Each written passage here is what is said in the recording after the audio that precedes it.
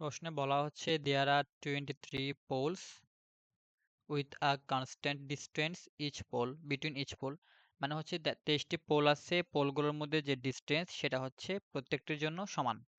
A car takes 24 seconds, এটি কার হচ্ছে 24 second সময় নেয় to reach the 12th pole. 12 নম্বর পোলে পৌঁছানোর জন্য 12তম পোলে 24 সেকেন্ড হচ্ছে একটি কারের সময় লাগে, তাহলে বলা হচ্ছে how much more time will it take to reach the last pole. Last পোলে যাওয়ার জন্য হচ্ছে কতক্ষণ হচ্ছে সময় লাগবে।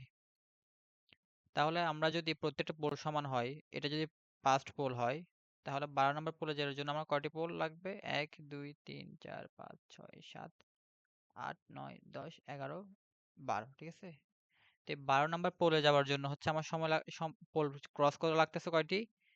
11টি পোল হচ্ছে আমাকে ক্রস করা লাগতেছে, ঠিক আছে? তাহলে আমি যেতে পারছি। আর এই পুরো টাইম লাইনটা যাওয়ার জন্য আমার সময় লাগতেছে কত? 24 সেকেন্ড।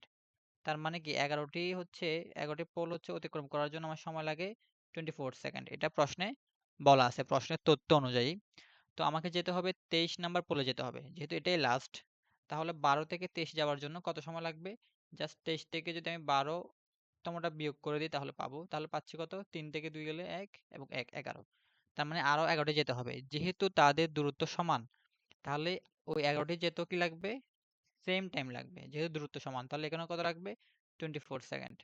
তাহলে এখানে বলা হয়েছে যে হাউ মাচ, হ্যাঁ, কতক্ষণ টাইম লাগবে লাস্ট পোলে যাওয়ার জন্য। তাহলে এখানে 24 সেকেন্ড, এখানে 24 সেকেন্ড, তাহলে যোগ করলে কত হচ্ছে?